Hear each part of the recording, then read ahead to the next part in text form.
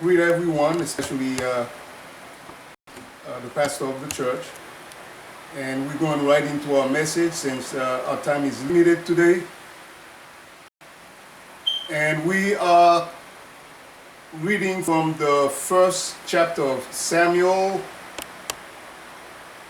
the second, actually the first book of Samuel, the second chapter in the 17th and 18th verses.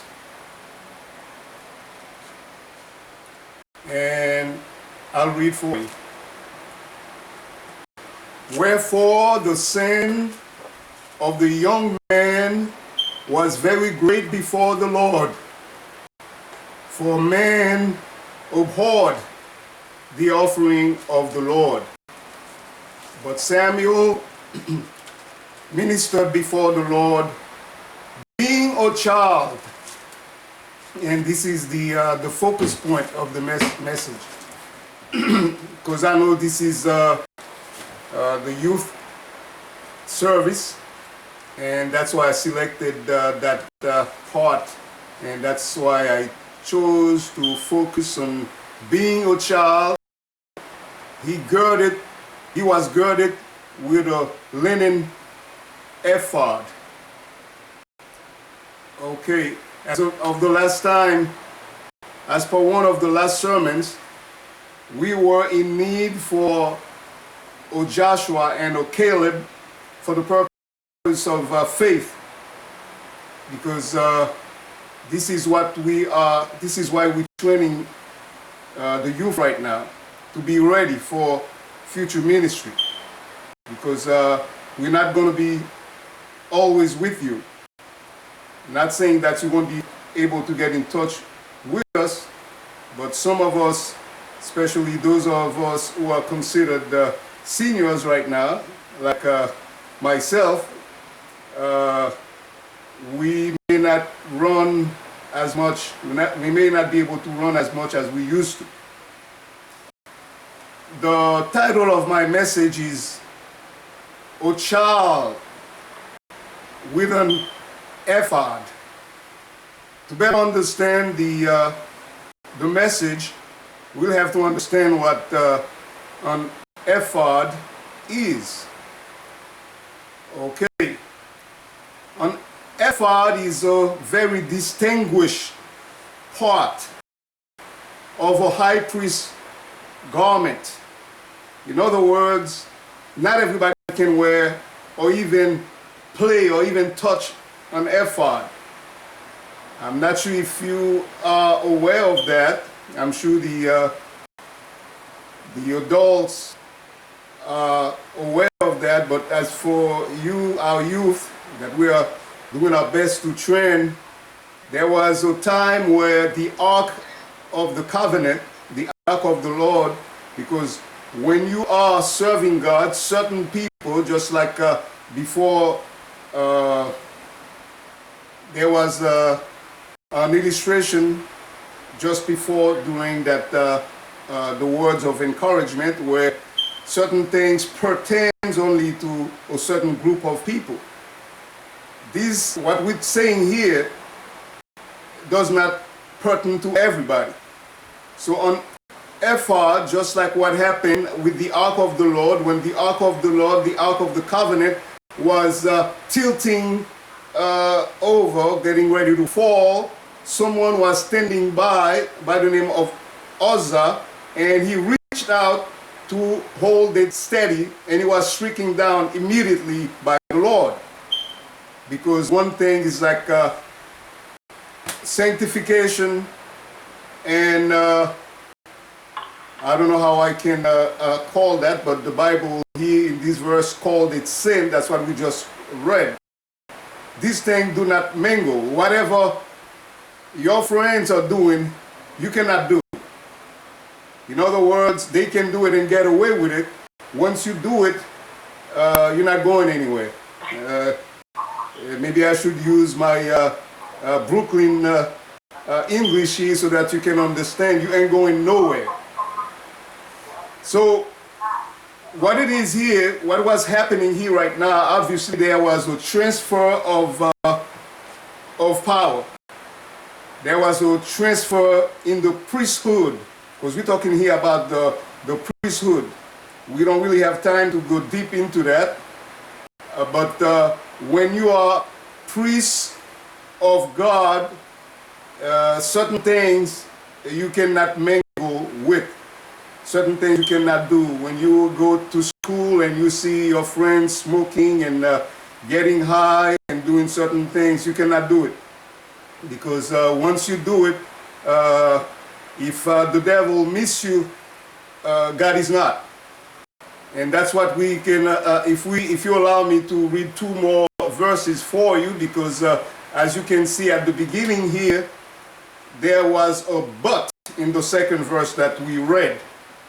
But is a conjunction of coordination. It's coordinating 2 sentences for a negative connotation or for positive connotation. In this case, it was for a positive connotation because it was going from a worse state to a better state. It was going from the children of Eli, who were supposed to be the priests at that time, who were sinning before God, and it was being transferred to little Samuel. Samuel was nothing but a child. That's why we read that for you. So do not think because right now you guys are not able to vote, because you guys right now are not able to, some of you cannot even stay home by yourselves. I'm sure there would be some of you who are less than 13. Do not think that God considers you a child. That's what happened to Jeremiah when God called them and he said, Lord, I'm nothing but a child. And God said, don't you tell me that you're a child. Even before you were born, before you were in your mother's womb, I chose you to be a prophet to the nation, not just to one nation. So some of you guys, maybe we may have our Martin Luther King here for the future. We may have our Abe Lincoln here for the future. So that's why it is important for you to understand certain things, that sin cannot be mingled with being sanctified with God, which is like being set apart for God. Okay, so let's read those 2 verses for you, verses 24-26, to show you that there was a warning. Eli was warning his 2 kids, his 2 sons who were supposed to replace him as priests, but they didn't care. Let's read verse 24 and 26. 24.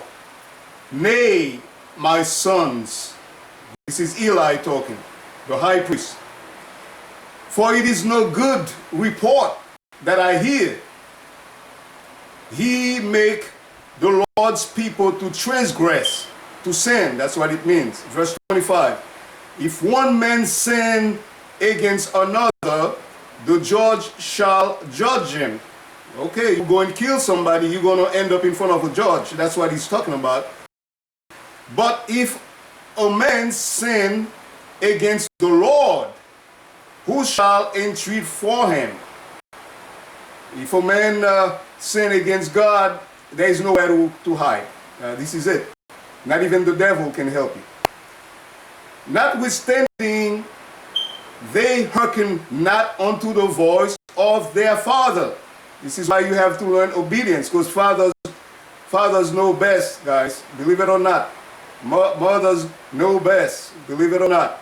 Sometimes you may think that because of your technical abilities that I'm just going to trick them. They're old-fashioned anyway. They won't understand. They can even answer the new phone that you have, because some of our older person, I know my mom had problems with it. When the phone rings, sometimes I have to go and slide my fingers, and because she's just pushing it. So that doesn't mean that we are dumb, guys. Trust me. So there was an old man talking here to his 2 sons, and he told them clearly in verse 25 that But if a man sin against God, who shall entreat for him? Who will deliver you? So, notwithstanding, they hearken not unto the voice of their father, because the Lord would slay them, because the Lord was setting them up to kill them. I'm sorry, it's a strong word, but that's how it is, guys. A lot of times, one of us falls, one of us died, is because of our disobedience. That's what happened to Saul, the first king of Israel. He wouldn't listen to Samuel. This is little Samuel we're talking about here. He wouldn't listen to him. He would go and take it up on himself to do the sacrifice himself. In other words, he would take the Ephod, he would take the Ephod that we're talking about here, do something like a priest is doing, because these are holy. Holy means sanctified to God. Like anything you sanctify to God, whether it's a vessel, anything, you cannot use it in the world. You guys, our youth, you are sanctified to God. That's why you're not like everyone else. You are different. They're going to look at you funny. It's okay. But you the one who's going to be ruling with God as priest during the 1,000 years. Okay, so let's try to work toward our conclusion right now. So remember, the sons of Eli were about to lose the priesthood because they were sinning right in the temple, right when they were supposed to be the models, they were supposed to be the leaders. But they didn't care. They just wanted to satisfy their flesh. They just wanted to, they wouldn't even give God the first place. Even their father happened to pay for what they were doing, because when God struck them down, their dads died with them also. So we want you to understand, guys, that you are in a position here that you cannot play with, because you are considered, in God's eyesight, you're considered as a royal priesthood that is in the making. In other words, when Jesus comes back, your position in that 1,000-year kingdom on earth where Jesus is going to be reigning, you guys are going to be telling people what to do.